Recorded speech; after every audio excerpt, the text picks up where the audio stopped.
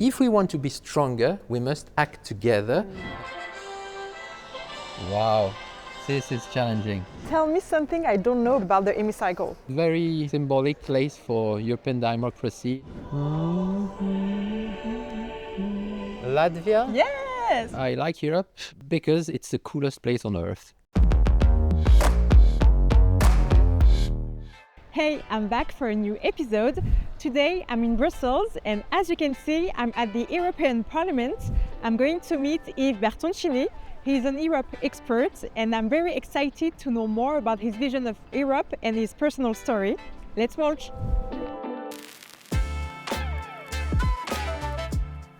Hi, Yves Bertoncini. Hi, How are you? nice to meet you. It's a pleasure to meet you, and you know what? It's my first time at the European Parliament. I'm very excited to be here.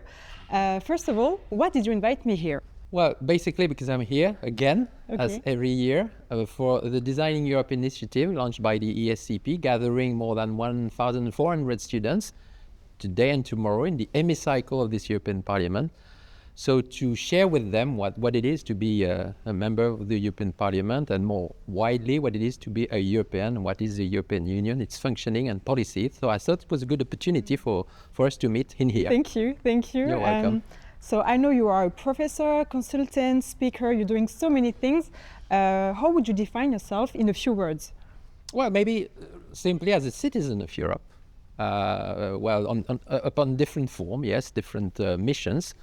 But a man born during the Cold War, having had the possibility to live in a more free Europe, and then trying to experience what it is. Yes, born in the French Alps, which is a European crossroads, by the way, with the Italian origin. So what I am is a European citizen trying to understand better my fellow citizens of Europe, and also trying to try and play a role, at least a pedagogic role, in sharing what is Europe with my students, my clients, and those who wishing to listen to me more widely. And before talking about your vision of Europe, I would like to know more about you. What is your background? Well, I was born in the French Alps, as I've said. Students of political science in Grenoble, the Alps still, then Berkeley in California, and even more importantly, I should say, the College of Europe in Bruges, not that far from Brussels, where Europe for me became more than a good idea. It became a second nature.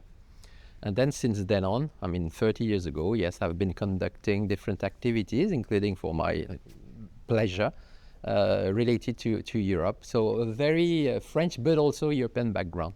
And what kind of job you would have liked to do, except in the European side? Well, maybe a football player first, and that has something to do with Europe, by the way, because there are European Cups, Champions League. So you were a good player. Well, not good enough to become a professional. Maybe I would have liked to be a lead singer, pop band or shoegaze style music, but maybe not talented enough either.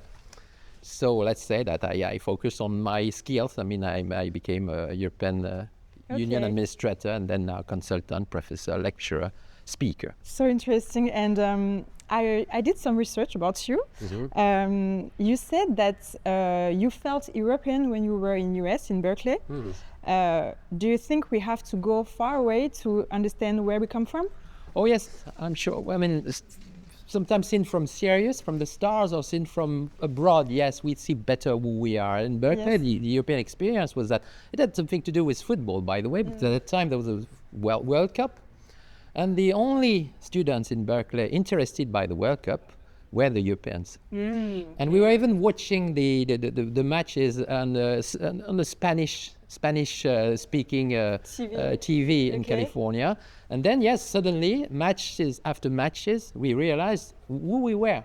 The Europeans gathered in Berkeley, of course, united in diversity, but our unity was more striking when compared with the South Korean student with whom I was sharing a room, the Americans, and the people coming from all over the world. Yeah, I can imagine it was powerful for you to feel this way. Yeah, it's a feeling. Being European is not only a practice, a citizenship.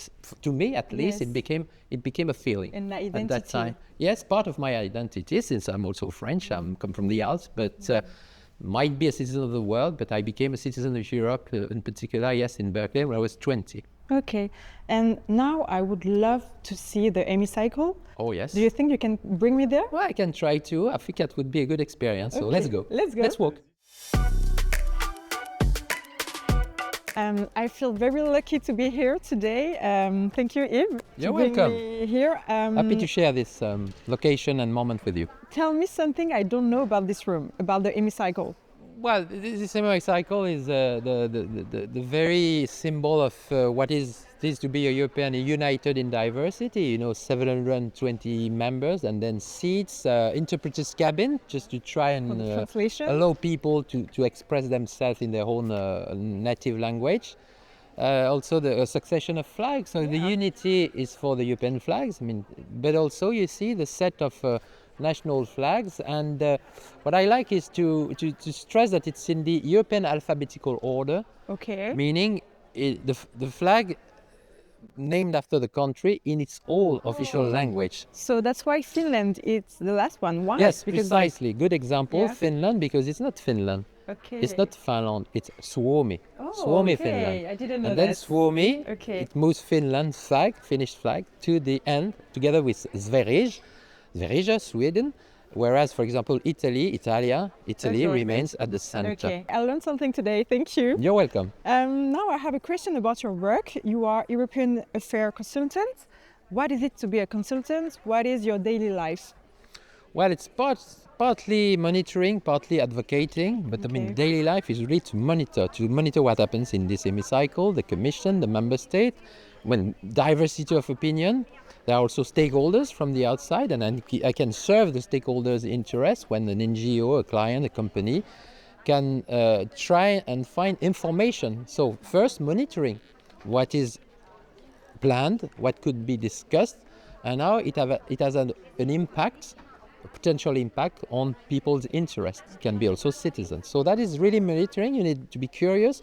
You need to have time just to look at the situation, some connection sometimes to understand better what is prepared.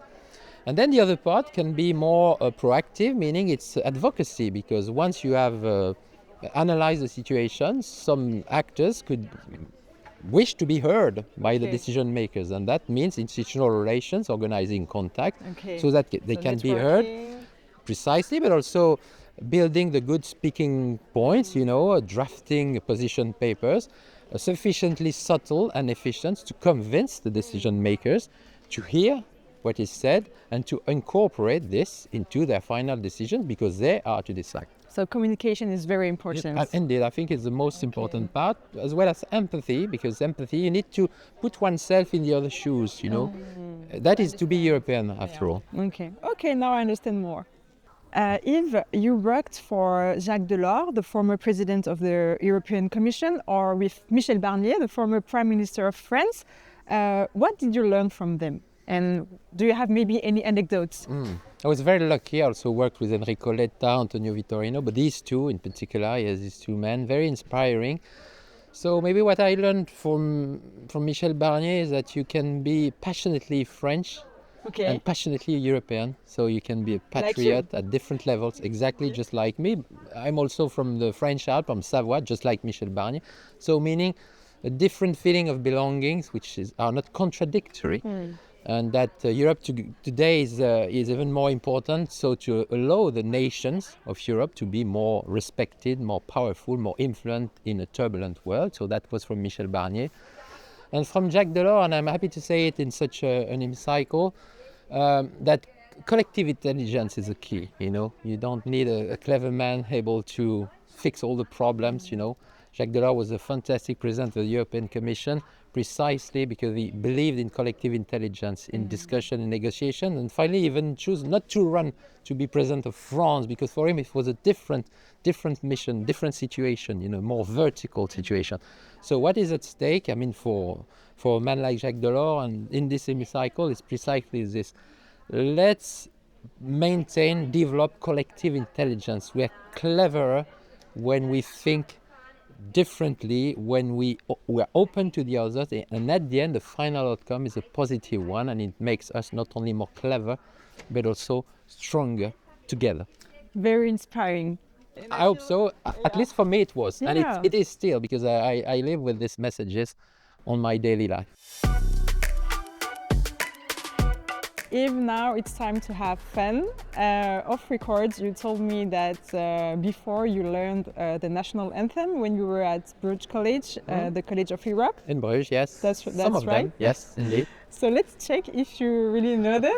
So I will play an anthem. You tell me which country is it, Wow. and then you tell me what you know about the anthem. So you'll know in Bruges who I was familiar with, because I know some anthem by heart and some I ignore. Oh, okay. Yes. So Yeah, there are let's see lots. Yes. if you're good at it. Let's double check. Okay. So I think the first one is easy for you. Ah, il mio preferito, questo, lo posso cantare? Okay. In Sì, italiano? Sì, Fratelli Posso- d'Italia.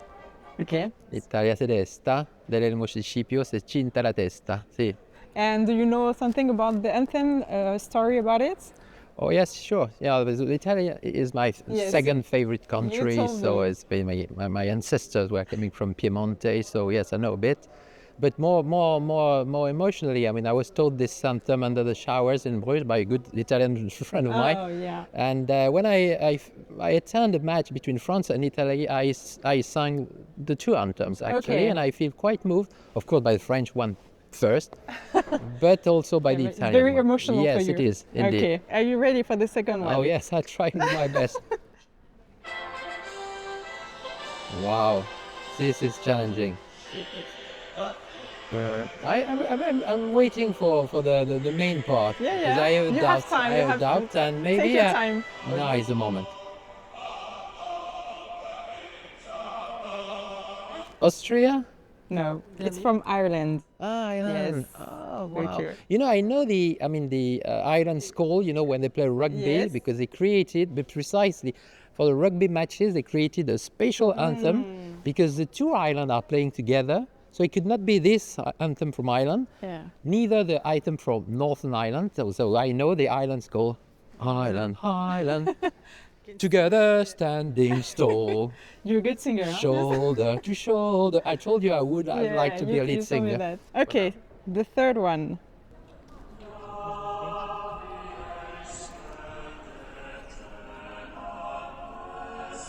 North or Central Europe. Yeah. You? That is this You're part close. of Europe for sure. If you say Norway, Yeah, it is. yes, Well but done. it's a trap, you know, because I was looking for within the 27 EU member states. So you okay. propose another one. That is tricky for me. But at least I got But it. You're right. Yes. Okay, we carry on with this one. I choose difficult one. Oh yes, I see. Wow. You can see even there are really different regions of Europe, so different type of anthem. Latvia? Yes. Well Yes, done. I had a doubt Well on the done. Baltic countries, but we're not sure. But you know, the problem in Europe, I'll tell Yes. you, we don't have much opportunities to listen to each other's anthem. Yeah. If I was a despot, you know, a despotic power in Europe, I would impose that in any single competition between two teams, when the anthems are sung, at least we could have the subtitles Yes, trying to sure. understand. Yes, That to would be a understand moment and of sing. European citizenship, you know. Thank Well you for done, this. well Thank done. you. Thank you. I did my best. Thank You're you. welcome. Thank you. I have the chance to work with an expert, so I would like to understand more things about political. You know, with geopolitical tensions, with technological competition, how does Europe position itself? Well, Europe is the smallest of all continents. We are, 27 member states gathering, let's say, roughly 450 million inhabitants, which is 5% of the world population. Yeah. So how does Europe position itself? Well, as a middle power, trying to be more assertive in an adverse world, where you have giants such as China and the USA in Yes. particular, emerging countries. And then Europe has to, face this new reality, because Europe has long dominated the world, even colonized Yeah. the world. Face this new reality by adapting itself, becoming more assertive, of course, in promoting its interests and values. And how Europe adapt itself? Sorry. Well, how? Trying to adapt its policies. I mean, the Europeans already have strong economic competencies and powers, in trade policy, for example, competition, a strong currency. But what they fail to have is diplomatic and military means of action. So that's where now we have to be more, let's say, united, stronger together, since Europe is, and it will remain, I believe, the coolest place on earth to live. In terms of social cohesion, sustainable development, protection of human rights, economic competitiveness. But for this to be maintained and even developed, we need to be more assertive. And I think that's what is at stake now in the next few years and decades for the Europeans. So Europe face many challenges. Of course, yes, it's a defining moment. Europe has faced, the World War II. We have created the wars, actually, which became world wars, but they were European wars. Then we created peace, reconciliation in the continent, including after the end of the World War II. But now we must be more outward looking, not focusing on our reconciliation, but on the promotion of interests at the global scale. I think it's possible, but of course it's easier said than done, and it needs a lot of discussion, a lot of negotiation, because we are not a federal Europe, we are united in diversity. We need to have hope. Yes, of course, because I mean, it's cool to have hope, and I think as Europeans, we should be a bit more proud to be there and to promote what we are in this global economy and a new world. Okay. And we see nationalism rising in many countries while Europe is trying to act together. So how Europe navigate that tensions? Yeah, Europe is right in the middle of such tension and, a kind of race against the clock between, yes, nationalist pushes in some countries of Europe and, yes, also European pushes with, I would say, the same objective, meaning take back control of the situation because Europe is shrinking. There is a challenging geopolitical environment, economic environment, and then on the one hand the temptation to get back beyond the good old national borders, and the opposite, meaning being more united, to be more assertive, and because we are stronger together. And when I mention stronger together, it makes me think of the Brexit campaign. Do you think it's a failure? Well, if you look now at the polls in the UK, yes, it's perceived as a failure. I mean, stronger together was slogan of the Prime Minister, David Cameron. But the opposite, Boris Johnson, said, well, no, to take back control, we need to get out of the European Union. Did it solve any of the problems, in particular in terms of control of the migration flows? Not at all.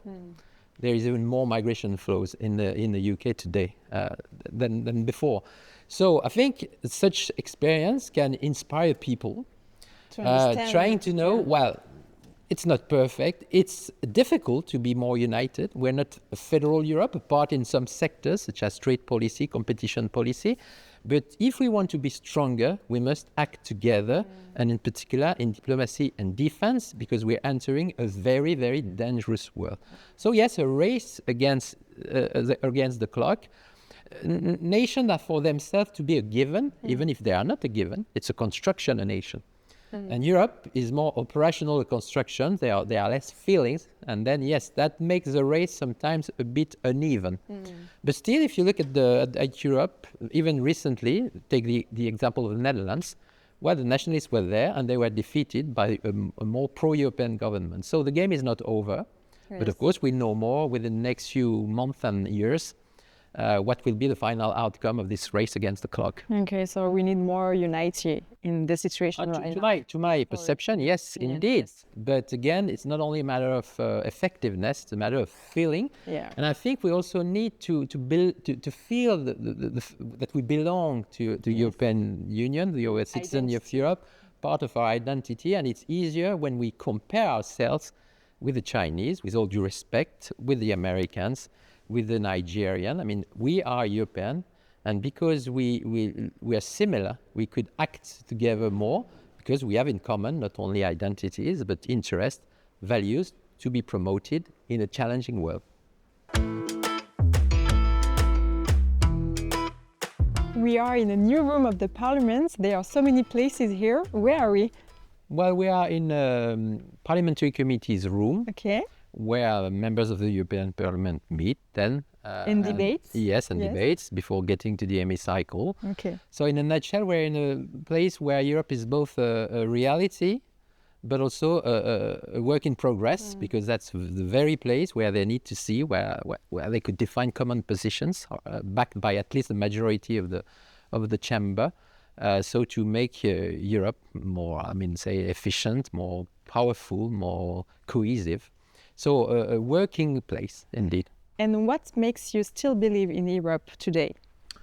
Well, I think Europe is a necessity because we are stronger together. So we achieved peace, but now we need to look at an adverse world and getting even more united. But beyond the project, I like Europe because it's the coolest place on earth to live. Yeah, so the unique combination between economic efficiency, yes, but also social protection, sustainable development. We care for our planet. Compared to other countries? Yes, protection of human rights, of minorities. And at this extent, you don't find the equivalent everywhere in the world. You have this in Europe. And very basically, I'm happy to be European, sometimes proud. And every time I travel abroad, and I come back, I feel I'm back home. And again, even in Italy, I feel home. Everywhere in Europe? Everywhere in Europe, yes, there's a feeling to me of belonging. So that's why I care for Europe, and that's why I believe in Europe as a reality and as a project, a And work that's in progress beautiful. indeed. Yeah, and that's beautiful. Oh, yes. Not all the time, but at least it can be even more beautiful than it is already. Again, in a very adverse and challenging, turbulent world. Thank you so much, Yves. It was so enriching, so interesting for this Indeed. conversation. Yes, thank you. I learned a lot today. Well, the same for me, and you even encouraged me to learn more national anthems. Yeah. But my hope is that when we will meet in 10 years' time, you will be able to sing the European anthem, Of course. and then we'll celebrate. And I hope in 10 years you will know all the anthem. Yes, of course. Well, you give me space for this, I Yes. will You have succeed, time, I'm you sure. have Yes, time. I have time. But for now, I don't have time left. Oh, yes. I need to go to course. the hemicycle, so it was a real pleasure to meet you there. It was a pleasure See you too, soon, and good luck. And good luck. Bye-bye. Bye. Bye.